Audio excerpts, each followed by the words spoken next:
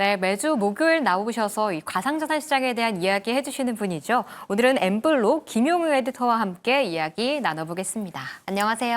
안녕하세요. 네, 이번 주 좀 금이 강세를 보이자 이 가상자산의 금으로 불리는 좀 비트코인도 함께 반등해줬다 이런 뉴스가 나오기도 하더라고요. 주 초반과 주 후반의 좀 분위기가 어땠는지 한번 짚어주시죠. 네, 주간 비트코인 가격 동향을 살펴보도록 하겠습니다. 비트코인의 현재 원화로는 약 1억 5,400만 원대를 기록하고 있고요. 달러로는 이제 11만 달러대를 기록한다고 할 수가 있습니다. 지금 여기 가격 차트를 보시면 아시겠지만 금요일을 지나서 지난 주말에 들어서는 이제 10만 7천 달러대까지 좀 하락을 했어요. 하락을 해서 주 초반에 진행하다가 이제 어제 수요일 날 좀 반등을 했다가 오늘 다시 또 소폭의 조정을 받고 있는 양상입니다. 이런 가격 흐름을 이제 본다라고 하면 최근에는 이제 박스권 내에서 이제 약간 하락했다가 다시 조정을 받는 보합장을 이제 보이고 있다라고 해석할 수가 있겠습니다. 이달 초에 이제 한번 방송에서 8월이 이제 가상자산 시장에서는 역사적으로 하락장이었다는 이제 말씀을 좀 드린 적이 있었어요. 그래서 이제 하지만 그럼에도 불구하고 이달 중순 들어서는 이제 비트코인이 사상 최고가를 경신하기도 했었었죠.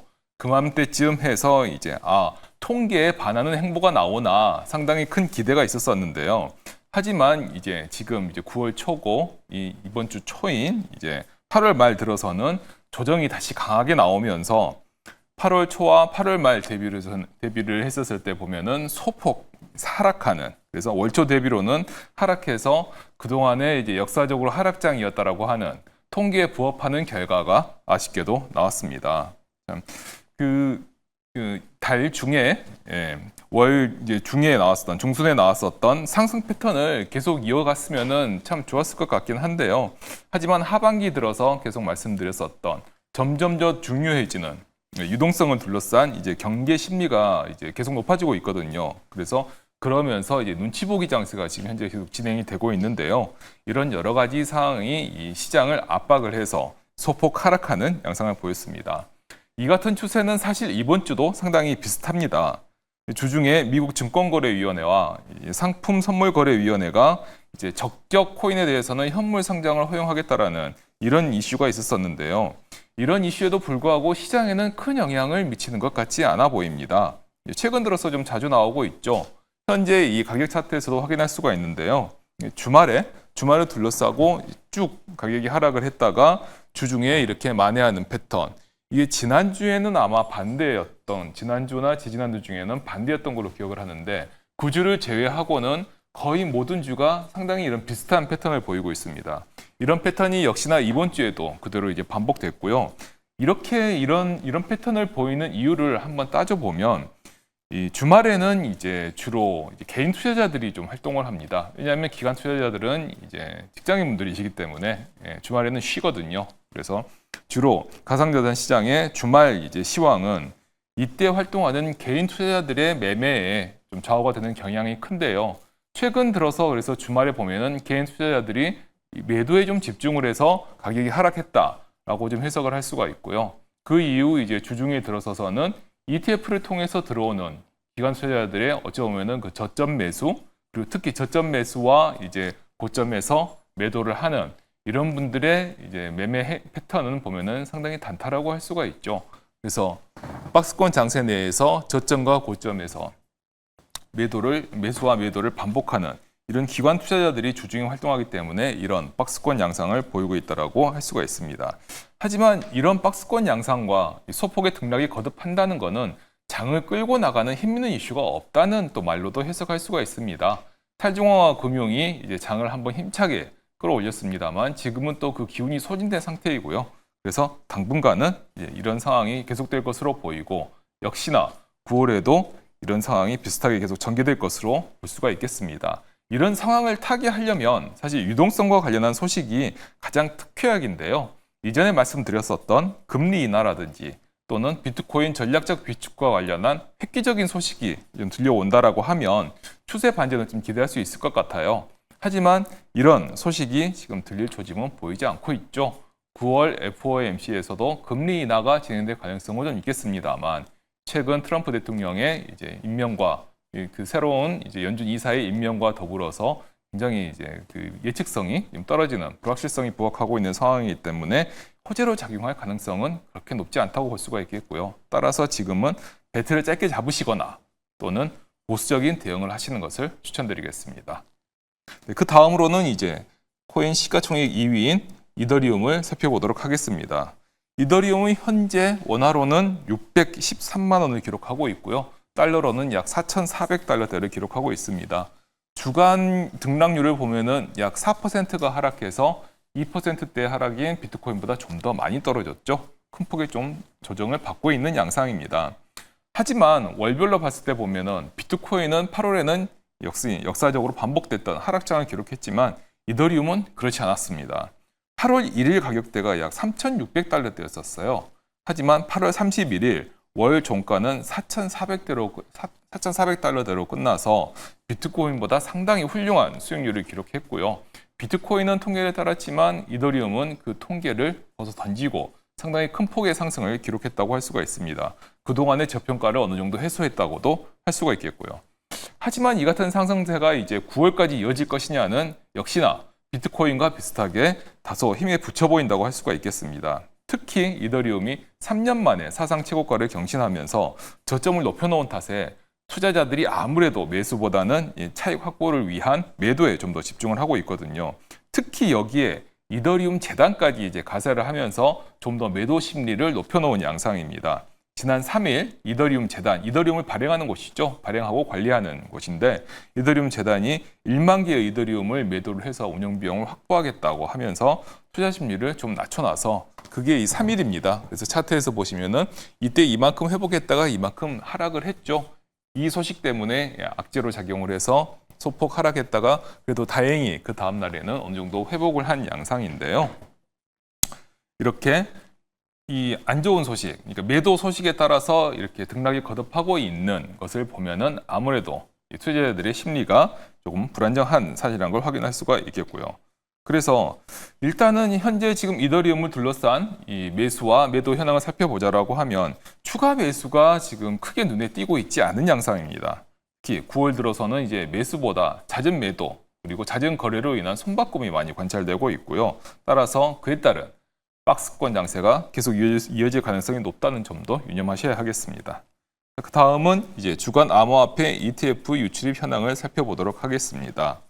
지금 현재 이 뒤쪽에 있는 이 오일이 주말을 제외한 이 5개의 칸이 이제 이번 주에 ETF 유출입 현황이라고 할 수가 있겠는데요. 그 전과 비교해도 그 규모가 줄어든 것을 확연히 규모가 줄어든 것을 확인할 수가 있죠. 특히 유입과 출입, 유입과 유출 그 두 개를 비교해 봐도 일단 모두 규모가 자체가 줄어들었다는 걸 확인할 수가 있습니다. 거래 자체가 줄어들었다는 거로 볼 수가 있겠죠. 특히 그 중에서 이제 눈에 띄는 것은 이더리움 ETF의 부진입니다. 이더리움 ETF는 여기서 파란색으로 확인할 수가 있는데요. 그 전주만 해도 오히려 비트코인 ETF보다도 상당히 큰 폭으로 유입이 되었었는데 현재 지금 이번 주 들어서서는 유출로 지금 돌아섰고요. 지금 여기에서는 이제 보이진 않습니다만 여기서는 영원을 기록하고 있고 여기서는 지금 이 이틀은 이 어제와 그제 이틀은 각각 유출을 기록하고 있죠. 4일 연속 유입이 없이 순유출 또는 영원을 기록하고 있다라고 볼 수가 있겠습니다. 자, 그렇다는 것은 이제 매수를 희망하는 쪽에서는 살 만큼 샀고 매도를 희망하는 쪽에서는 이제 눈치를 보면서 계속 조금씩 매물을 내놓고 있다라고 볼 수가 있겠죠. 이렇게 된다라고 하면은 거래 자체가 부진하기 때문에 움직임이 적은 장세가 됩니다. 따라서 박스권 장세를 박스권 장세가 계속될 것이라고 하는 이것을 지지하는 움직임이 계속 지금 관찰되고 있습니다. 그래서 이것을 염두에 두시고 장세를 지켜봐야 될 것 같습니다. 다음은 마지막으로 공포 탐욕 지수를 살펴보겠습니다. 이번 주 공포 탐욕 지수는 44입니다. 지난주에는 45였죠. 역시나 그렇게 큰 변화가 없는데요. 이 역시 눈치 보기 장세, 박스권 장세에 따른 결과입니다. 하지만 또 이렇게 에너지를 축적을 해야 다음에 시장에 큰 영향을 미친 호재가 등장을 했었을 때 큰 폭으로 오를 수 있는 동력을 확보하는 것이겠죠. 현재는 쉬어가고 바닥을 다지는 장세라는 것을 다시 한번 확인할 수가 있고요. 역시 유념하셔야 하겠습니다. 먼저 비트코인 같은 경우에는요, 9월은 좀 전통적으로 약세장으로 알려진 만큼 눈치 보기 장세 속에 소폭 하락한 흐름을 보였다라고 얘기해 주셨고요. 이더리움으로 넘어가 보자면 사실 올여름 좀 3년 만에 사상 최고치를 기록했기 때문에 아무래도 좀 차익 실현 욕구가 큰 상태였다라는 이야기 들어봤습니다. 이렇게 ETF 쪽까지 넘어가 보더라도 최근 거래가 좀 메말라 있는 상태이기 때문에 가상자산 시장은 방망이를 짧게 잡고 아니면 보수적 접근이 필요한 시기다란 분석까지 들어봤습니다. 네, 이어서 이제 가상자산에 대한 심층 분석으로도 넘어가 볼게요. 이번 주 이야기 같은 게 나왔던 게 트럼프 일가에서 만든 이 월드 리버티 파이낸셜이 거래소에서 좀 지원을 받고 있다는 뉴스가 들려오고 있더라고요. 이 트럼프를 좀 표방한 코인은 오피셜 트럼프에 이어서 좀 두 번째로 알려져 있는데 투자할 만한 좀 코인인지 좀 평가해 주시죠. 네, 사실 이제 오피셜 트럼프만 본다라고 하면은 투자를 할 만할까요라는 질문에 섣불리 답하기는 좀 네. 어렵죠. 예, 하지만 그럼에도 불구하고 지금 이제 두 번째가 나왔으니까 또 한번 짚어봐야 할 것 같은데요. 예, 최근 이제 한 주간 사실 가상자산 시장에서의 가장 큰 관심사라고 할 수가 있겠습니다. 트럼프 대통령 일가가 관여한 탈중앙화 금융 프로젝트죠. 예, 월드 리버티 파이낸셜에서 발행한 코인입니다. WLFI라고 하는 코인인데요. 이 코인이 지난 1일 바이낸스와 같은 글로벌 거래소 그리고 이제 국내 거래소인 업비트, 빗썸에도 이제 각각 상장이 됐었어요. 네, 거래전이 됐다고 할 수가 있죠. 이 코인이 이제 상장된 직후에 계산을 해보니까 트럼프 대통령을 포함한 트럼프 일가의 자산이 무려 수조 원대로 불어났다는 분석이 좀 나오면서 네. 이목을 좀 많이 끌었습니다. 그리고 여기에 또 이제 트럼프 대통령이라는 이제 지위가 있기 때문에 트럼프 대통령이 이제 이렇게 코인을 발행해도 되느냐라는 예상적 논란이 다시 한번 또 나왔었고요. 그리고 또 상장 이후에 가격이 지금 급락했고요. 지금도 또 떨어지고 있습니다. 예, 그러면서 투자자들에게 많은 원성을 좀 사기도 했습니다. 이 WLFI의 가격을 조금 더 자세히 한번 살펴보면은요. 상장 첫날에 이제 상장 바로 초기죠. 초기에는 상장가 대비 70% 이상이 이제 급등하기도 했어요. 그래서 이제 많은 투자자들이 역시 트럼프다 하면서 이제 거래를 하면서 폭발적인 거래량을 기록하기도 했습니다. 일부 보도에 따르면은 그 하루 거래량만 300억 달러를 넘겼다고 하거든요. 300억 달러면은 40조가 넘어가는 금액입니다. 예, 그래서 어떤 뭐 코인이라 하더라도 이 정도의 거래량을 하루에 기록하기는 쉽지 않은데요. 굉장한 기록을 달성했다고 좀 할 수 있고요. 그래서 이런 면을 살펴보면 아직까지도 이 가상자산 시장에서 트럼프라고 하는 브랜드는 그 효과를 좀 발휘하고 있다라고 좀 볼 수가 있겠고요. 오피셜 트럼프와 마찬가지로 WFI도 초반 흥행은 확실하다라고 좀 볼 수가 있겠습니다. 자, 이거는 사실 이제 오피셜 트럼프와 이제 맥을 같이 하는 건데요. 트럼프의 정치적 영향력 그리고 사실 두터운 지지층 때문이라고도 볼 수가 있습니다. 오피셜 트럼프가 발행됐었던 작년 올해 1월이죠. 1월에 관찰되었던 현상 중에 하나가 미국에서 주로 사용되는 USDC라는 스테이블 코인이 있는데요. 이 USDC라는 스테이블 코인이 대규모로 좀 발행되는 그런 것들이 좀 관찰이 됐었거든요. 이 USDC가 대규모로 발행되는 것은 무엇이냐? USDC를 대규모로 발행을 해서 이 가진 USDC 스테이블 코인으로 미국 내에서 다른 코인을 사는 수요가 그만큼 많다는 것을 이제 방증을 합니다. 따라서 오피셜 트럼프가 미국 내에서 상장이 되고 거래가 됐었을 때 이 코인들을 사기 위해서 많은 사람들이 현금을 USDC로 바꿨다는 것으로 좀 해석을 할 수가 있죠. 그리고 이 같은 현상이 지금 WLFI가 거래소에 상장됐을 때도 비슷하게 관찰이 되고 있습니다. 물론 오피셜 트럼프보다는 규모가 적긴 하지만 어쨌든 새롭게 스테이블 코인이 발행되고 미국 내에서 새로 코인을 이제 매수하려고 하는 수요가 나타났다는 것을 보면은 역시나 트럼프의 강력한 지지층이 이 WLFI에 대해서 지지와 매수를 보내고 있다라고 확인할 수가 있겠습니다. 사실 이 WLFI의 투자 측면에서 봤었을 때 긍정적 요인도 이 같은 트럼프의 영향력을 좀 줄 수가 있겠습니다. 그리고 WLFI는 이 WLFI라고 하는 코인 말고도 USD1이라고 하는 스테이블 코인도 함께 발행된 상태입니다. WLFI와 더불어서 USD1도 이제 국내 업비트, 빗썸 등에 상장이 됐죠. 스테이블 코인이어서 가격 변동은 없습니다만 어쨌든 그 거래소 내에서 거래할 수 있는 것은 분명한 사실입니다. 이 스테이블 코인과 연계하면 월드 리버티 파이낸셜이 표방하는 탈중앙화 금융의 기반을 좀 쌓을 수가 있고요. 이 두 개가 연계해서 향후에 어떤 사업을 보여줄지가 사실 또 기대 요인이라고 또 할 수가 있고요. 그 결과에 따라서 가격에 또 큰 영향을 미칠 수도 있어 보입니다. 그런데 여기서 이제 부정적 요인을 꼽자라고 하면 이는 오피셜 트럼프와 상당히 비슷합니다. 이해상충 논란이 커도 너무 큽니다. 특히나 트럼프 대통령이라고 하는 그 지위와 맞물려서 논란이 클 수밖에 없고요. 트럼프 대통령의 친암호화폐 정책, 그리고 특히 스테이블 코인 지능 법안인 지니어스법과 상당히 맞물려 있다고 볼 수가 있겠습니다. 또 여기에 이런 점들을 일단 제쳐둔 채 거래 지원부터 하고 나선 이제 가상자산 거래소도 사실 일부 책임을 좀 회피할 수는 없지 않나 이렇게 좀 생각을 할 수가 있겠습니다. 이런 이해상충 논란이 있다라고 한다면 거래소에서 상장을 할 때 좀 더 신중하게 살펴보고 여러 자료를 요구를 하고 과연 이게 적절한가 이런 것도 좀 따져볼 수 있을 것 같긴 한데 전 세계 거래소들이 일제히 달라붙어가지고 다 상장을 했었거든요. 그래서 물론 이렇게 막대한 거래량, 하루에 300억 달러라고 하는 막대한 거래량을 기록했지만 결국 지금 가격만 보면은 상장된 지 불과 일주일이 되지 않았음에도 불구하고 초기 가격 대비 거의 반토막 수준으로 떨어졌습니다. 하지만 거래소는 거래 수수료를 챙길 수 있기 때문에 손해는 아니죠.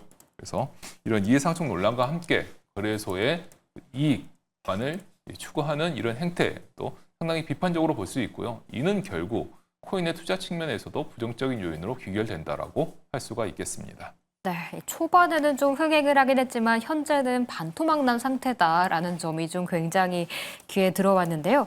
미국은 좀 시스템이 있는 것 같기도 하고 없는 것 같기도 하고 참 알다가도 모를 것 같습니다. 이제 두 번째 질문으로 좀 넘어가 볼게요. 지난주에도 좀 이야기를 나눴던 것 같은데 최근 뉴욕 증시나 나스닥 상장사들이 코인을 매집하고 있다는 뉴스가 계속 들려오고 있는 상태입니다. 이전엔 비트코인, 이더리움, 솔라나에서 이젠 진짜 처음 들어보는 코인까지도 많이 거론되고 있더라고요. 산다고 하니까 개인 투자자 입장에서는 그럼 나도 사도 되려나 이런 생각이 들기도 하거든요. 그런 코인들에 대한 투자 전략은 어떻게 세워야 할까요? 네, 사실 이 부분이 꽤 중요하고 잘 짚어봐야 될 부분이라고 생각하는데요. 이게 말씀하신 것처럼 상장사가 이제 코인을 매수하다 보니까 코인의 영향과 주식의 영향을 모두 살펴봐야 합니다. 그래서 이게 맞물리면은 또 어떻게 되나, 주식이 떨어지고 코인이 오르면 어떻게 되나 이런 복잡한 셈법들이 좀 존재하는데요. 그래서 한번 잘 살펴볼 필요가 있겠습니다. 네. 이처럼 상장사 또는 이제 기업들이 보유하고 있던 유유현금 또는 조달한 자금을 활용을 해서 암호화폐를 매수하는 것을 최근에 이제 암호화폐 재무 전략이라고 부릅니다. 줄여서 이제 DAT라고 말을 하기도 하는데요. 이걸 디지털 에셋 트레저리라고 하는 말을 이제 줄임말입니다. 이렇게 해서 기업이 이제 매집한 암호화폐를 기업의 자산으로 편입을 시키거든요. 그렇기 때문에 어찌 보면 기업이 투자를 했다라고도 볼 수가 있는 것이고요. 이렇게 투자 활동을 하거나 자산으로 편입하는 활동은 재무적 부분이죠. 그래서 이제 재무라는 명칭이 붙었습니다. 사실 이런 암호화폐 재무 전략, DAT의 가장 대표적인 성공 사례는 이전에 말씀드렸던 것처럼 스트래티지입니다. 그리고 올해 들어서 최근 또 각광을 받고 주목받은 이유가 있다라고 하면 5월 들어서 이제 본격화됐는데요. 이더리움을 대상으로 한 DAT 전략을 활용한 샤프링크 게이밍 그리고 비트마인 이머전 테크놀로지 이 두 개 회사를 들 수가 있는데요. 이 두 개의 회사가 4월, 5월 들어서 이더리움을 대상으로 한 DAT 전략을 사용하면서 주가가 굉장히 많이 올랐습니다. 이제 미국 주식, 그래서 서학 투자자라고 불리죠. 예, 미국 주식에 투자하시는 분들은 동향을 아마 파악하고 계실 거예요. 따라서 이더리움을 대상으로 한 DAT를 하더니 주가가 굉장히 큰 폭으로 오른 것을 이제 눈에 직접 확인했기 때문에 그렇다라고 하면 다른 암호화폐에 대한 DAT도 유효하지 않을까 이렇게 분명히 생각하실 수가 있겠는데요. 그래서 이처럼 주가가 많이 올랐기 때문에 이를 따라하는 코인과 회사들이 동시에 늘어나고 있습니다. 어찌 보면은 정말 우후죽순격으로 지금 늘어나고 있다라고 할 수가 있겠는데요. 이 중에서는 이제 텔레그램과 연계되어 있는 톤이라고 하는 코인이 있고요.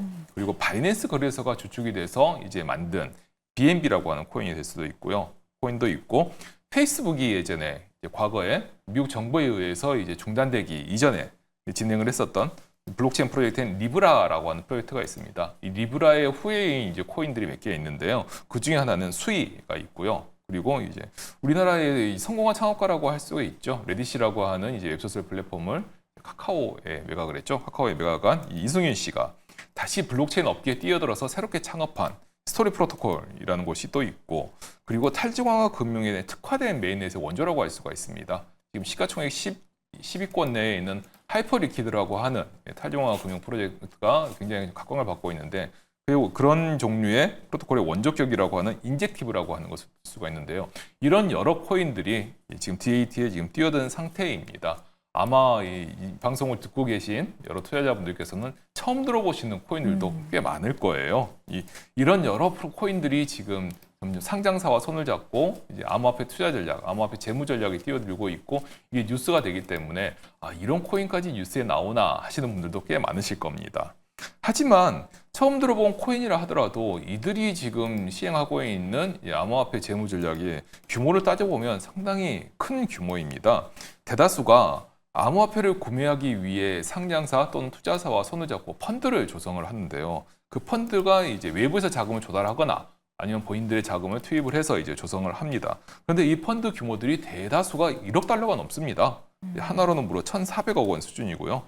1,000억대가 넘는 자금을 가지고 코인을 매수하는 것이기 때문에 코인 가격에도 상당한 영향을 끼칠 것으로 예상이 되고 있고요. 그리고 그 코인 가격이 오른다라고 하면 당연히 기업의 자산이 오르기 때문에 기업 가치가 오르겠죠. 이런 것들을 노리고 있다라고 볼 수가 있고, 특히 여기에서 이제 이 암호화폐 재단과 손을 잡고 기업 간 거래를 통해서 좀 더 일반 투자자들이 이제 그 거래소에서 사는 것보다 좀 더 할인된 가격으로 사는 경우도 있습니다.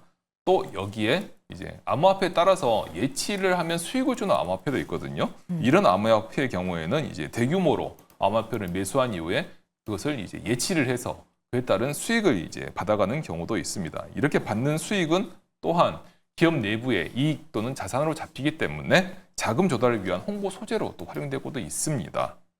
하지만 이 전략을 잘 뜯어보면 암호화폐의 높은 변동성, 그리고 또 하이리스크 하이리턴, 여기에 대해서는 계속해서 말씀드려도 지나치지 않다고 봅니다. 암호화폐 재무 전략 역시 암호화폐를 대상으로 하기 때문에 똑같습니다. 이 같은 속성이 없어지지는 않는 거고요. 따라서 최근에 스트래티지의 주가가 좀 급락을 좀 했어요. 이 같은 경우가 이런 하이리스크 하이리턴, 그리고 비트코인이 하락하면은 너네들 주가도 하락할 건데 그때 재무 관리 어떻게 할 거냐라고 하는 지적에 마땅한 대답을 하지 못했고요. 거기에 대해서 사실 그렇게 된다라고 하면 기업의 가치가 급속도로 쪼그라드는 경우가 발생하거든요. 이런 리스크가 있다는 점이 이제 투자자들에게 크게 부각이 된 거죠. 이런 것들이 주가에 반영된 탓입니다. 따라서 DAT에 관심이 있으시다라고 하면 여기에는 분명한 몇 가지 기준을 세워야 합니다. 이전에 한번 말씀드렸던 기준이기도 한데, 첫 번째는 사실 ETF가 출시되어 있느냐를 분명히 따져보셔야 돼요. ETF를 통해서 구매를 해야만 우리가 좀 확인할 수 있고, 그리고 적격 통로를 통해서 암호화폐를 구매한다고 할 수가 있거든요. 앞서 말씀드린 것처럼 암호화폐 재단을 통해 구매한다라고 하면 저가에 덤핑을 해서 판매를 한다. 재단 펀드에 코인을 넘긴다라고 하는 의혹이 좀 제기될 수 있고요. 이렇게 덤핑을 해서 넘긴 코인은 또 싸게 팔 수가 있습니다. 이렇다라고 하면 거래에 대해서 주식 투자자들이 알 수가 없기 때문에 상당한 불이익을 감수할 수도 있는 거죠. 따라서 ETF가 출시되는지 꼭 확인하셔야 됩니다. 안타깝지만 현재 ETF가 출시되어 있는 가상자산은 비트코인, 이더리움이 그 두 개가 거의 유의하죠. 그리고 두 번째로 좀 새롭게 말씀드리는 건데요. 시카고 상품거래소, 우리가 줄여서 CM이라고 부르죠. 여기에 이제 해칭을 할 수 있는 파생 상품, 즉 선물이나 옵션 상품이 거래가 되고 있느냐, 굉장히 중요한 판단 기준입니다. 이 상품거래소에서 선물이나 옵션이 이제 거래가 되고 있다라고 하면 우리가 암호화폐 가격이 떨어졌더라도 이를 기업 차원에서 해칭을 할 수가 있어요. 방어를 할 수가 있어요. 즉 자산의 가치의 하락을 어느 정도 브레이크를 걸 수가 있다는 거죠. 이런 것이 특히나 상장사의 경우에는 자산을 방어하기 위한, 자산 가치를 방어하기 위한 굉장히 중요한 수단입니다. 따라서 그 코인에 대한 파생 상품이 상장이 되느냐를 따져봐야 되는데, 여기에도 사실 이제 앞서 말씀드린 비트코인, 이더리움을 제외하고 두 개밖에 더 있지 않습니다. 솔라나와 XRP입니다. 그렇다라고 하면 이 네 개를 제외한 다른 암호화폐에 대해서 이제 재무 전략을 수행할 때는 어떻게 봐야 되느냐? 그 재단과 함께 일하고 있는 상장사 투자사들이 이런 부분에 대해서 얼마나 확실한 비전을 제시하고 있고 얼마나 확실하게 정보를 공개하고 있는지를 잘 짚어보셔야 됩니다. 암호화폐 가격이 오르면은 우리의 자산 가치가 오를 것이다라는 그런 비전만, 그런 낙관적 전망만 제시하고 있다라고 하면 하이 리스크, 하이 리턴에 대해서 하이 리턴만 이제 강조하고 있는 것이기 때문에요. 리스크를 제대로 반영하고 있다고 할 수가 없죠. 그래서 이런 리스크 부분을 좀 더 확실하게 챙겨봐야 될 것 같고요. 특히나 해칭에 대한 언급도 좀 필요하고, 그다음에 거래가 어떻게 진행되는지 이걸 투명하게 좀 공개를 한다라고 하면 신뢰도가 좀 더 올라갈 수 있을 거라고 생각을 합니다. 하지만 이런 것들을 모두 종합을 해도 이 DAT에 투자하는 게 리스크를 감수하는 투자라는 것 분명히 명심을 좀 하셔야 할 필요가 있겠습니다. 네, 아무래도 좀 리스크가 크다고 말씀을 주시면서 DAT 투자 기준을 잘 세워야 한다라고 짚어주셨는데요. 먼저 첫 번째로는 ETF 출시 여부를 좀 확인해 봐야 하고 또 시카고 상품거래소의 해칭 상품 거래 여부도 꼭 확인하면서 투자해 보시는 게 좋을 것 같습니다. 네, 지금까지 가상자산 시장에 대한 이야기 엠블루 김용웅 에디터와 함께 나눠봤습니다. 오늘 말씀 감사합니다. 감사합니다.